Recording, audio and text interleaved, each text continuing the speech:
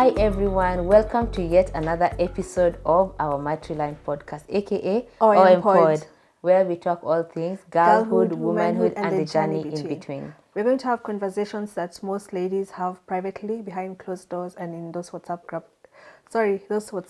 group chats. Yeah. So before you guys ask where we disappeared to, we're here now, and we want to let you guys know why we disappeared. And yeah. Most times, ladies or adults basically are suffering from burnout, exhaustion, and Pressure. just putting up a face, that everything is okay. We are like walking robots basically. And so both of us realized that we were operating from a point of fatigue, burnout, giving you all episodes back to back while juggling marriage, juggling career, and other communal responsibilities. Hence, we decided to take like 2 months to rest, to recalibrate, to breathe, exhale, and just come back re-energized. And that's why this episode is taking a lighter tone, because this is what we did during our break, just chilling, lounging. Yes. Yeah. So you guys, honestly, life was lifing. Like it had reached a point we were just on flight mode. Yes. And it's funny like how I felt it, then Doris also felt it. It's like it had synced. It's like how they say that girls' menses sink and all these things. But also exhaustion. Like we both felt it in different magnitudes. Yeah. Maybe she felt it more than me. Maybe I felt it more than her. But today we want to be honest. So yeah. Yeah, sometimes you don't have to push yourself beyond your limit. When you sense your body is like giving you signs that, girl, you need to chill, you better just take that break, ask for that leave, or get that support. Like one of my sisters in love told us that, you need to prioritize rest or delegate, learn how to delegate, learn how to outsource where necessary. But this one, you can't outsource someone to rest on your behalf. This one, we had to take a break. Yes. And just recharge. So, Achom, what did you do during your break? Okay, but even before I say what I did during my break, I want to just say how I realized that Nikubaya. What are the signs, by the way? Yes. It had reached a point where I used to feel so much dizziness. Like it was intense dizziness. Like when you stand and you just feel like a blackout. And then I used to have migraines. They're not going away. Even with painkillers, even with enough rest, enough water. People always say, drink water. Drink water. I drank water. I really drank water. Still, I felt like something was wrong. So I went to the hospital thinking maybe it's just malaria or typhoid or the good sickness. So I went to the hospital. All my tests came back negative. Then the doctor was like, do you sleep well? I'm like, yeah, I try sleep 8 hours. He kept asking me questions. And I kept, kept ticking. And then he was like, I think you're tired, like you're mentally tired. Because physically you're okay. Your organs are functioning well. Everything is functioning well, but you don't have any sickness. For those who are guessing, good malaria is... Yeah, pregnancy sign. He doesn't even know what to do because everything was good. And then like, okay, maybe you're just tired mentally. Then I'm like, yeah, I think I'm tired mentally. Because it was like almost 6 months since I took leave. Wow. And then I was like, okay, anyway, I need to go before I just collapse here. Yeah. So that's when I felt it. Like it was just, the signs were there. But I was just like, brushing it off. Yeah. Yeah, brushing it off by trying to sleep for 8 hours. Drink water and all those hacks. Yeah. So what other signs do you think?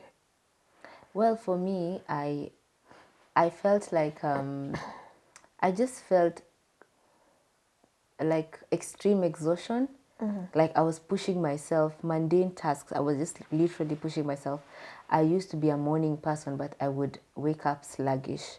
And okay, maybe partly because I stopped exercising around that time. And I remember I told you there was a time you found me in the office. You're like, "Hey Doris, you're overworking quite many international stuff." Yeah. So I was really overworked. Anyway, when you're those people in the office who like to do things with excellence, or you like to deliver. So when you like to deliver, the downside of that is that people will always give you more assignments. Yeah. So I was that person. I would say yes to every assignment.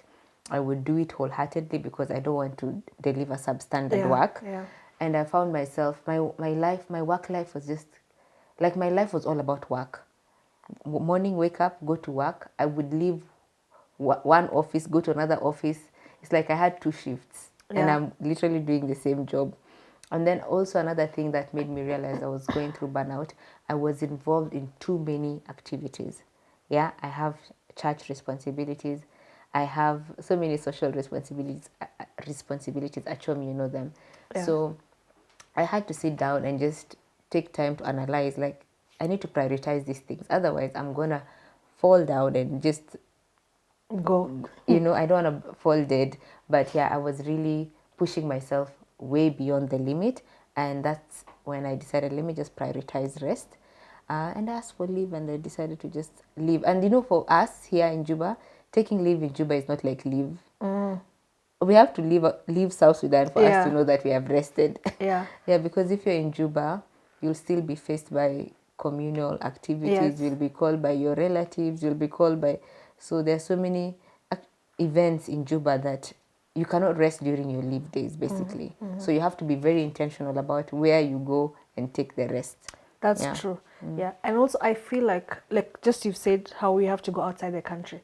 And it's not about just going outside the country to rest. It's also like to do something that you enjoy, sightseeing, doing like a proper vacation. Yeah. If South Sudan had security, I'm sure would have done these things. Yeah. I would have gone to your village, go and explore and see. Yeah. I would have gone to Eastern Equatoria, see the beautiful mountain.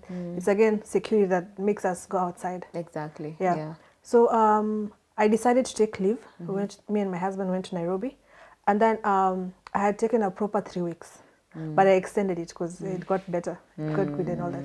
So anyway, so we went. Let me call it a second honeymoon. Yes. And like in East Africa, Kenya and Uganda are very affordable in terms of tourism. Yes, because they charge us like East Africans. So we took advantage of that, and then we went to the coast, and then like what is it called? Coastal Kenya, you can never get tired of it. Even if you go now and then again you go back after 1 month, you always find something new and better.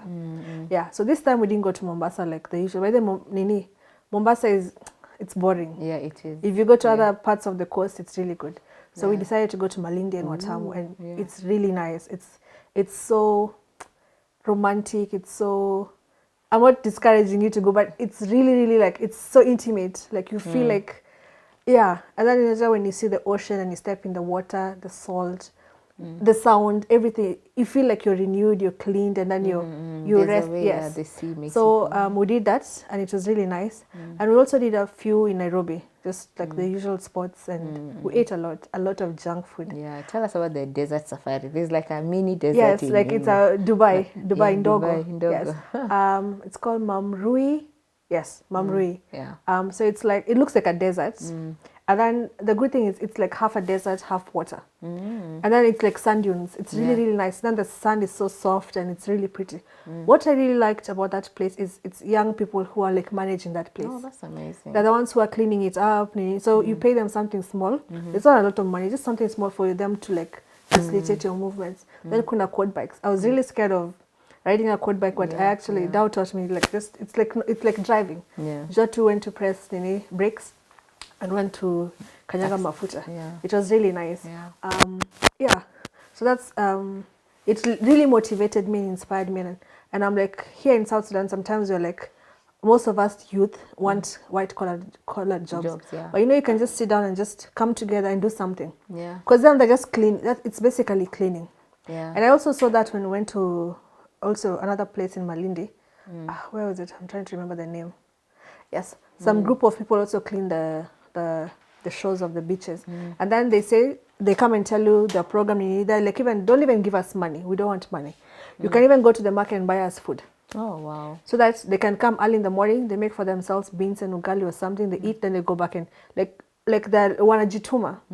So it was really nice. And every time I meet my cousins who are youth and wako home or under jobs, I tell them these things just at least to try and inspire them and kuamsha, like to be proactive. So what did you do? Well, that's exciting. Your leave was more of adventure, and of course taking vacation it's part of relaxation. Yes. Me, I went for my own relaxation. I took 2 weeks off. I just took myself to an Airbnb. I was in Nairobi as well, but just mainly doing self-reflection I went for like spa dates. I took myself to different spas. I did a bit of self-care and inner work, doing the inner work. Mainly mine was to prioritize health and rest. I just wanted to rest outside of distractions, I know people think you're like, you're single, what do you have? I'm like, there are pressures, yes, I might be single, but I am the only daughter in my household. So I take much of the weight of the home. And when my mom is not there, I take up that responsibility. So it gets heavy sometimes balancing it. So I just wanted to be somewhere where it's just me. And I've never experienced living by myself. So that's the only chance I get to live by myself and just order, take out, eat anything I want, watch movies too late. You don't have to wash the dishes immediately you've eaten, Yeah, so that's little pleasures. And mainly, I enjoyed the spa dates. Yeah. Yeah. Talking about takeouts and junk food, how come like junk food in South Sudan is what makes people grow fat? Because me, I feel like we ate unhealthy, like really, really unhealthy in Nairobi. And I came back and lost a few kgs. I don't know what's You lost here or there.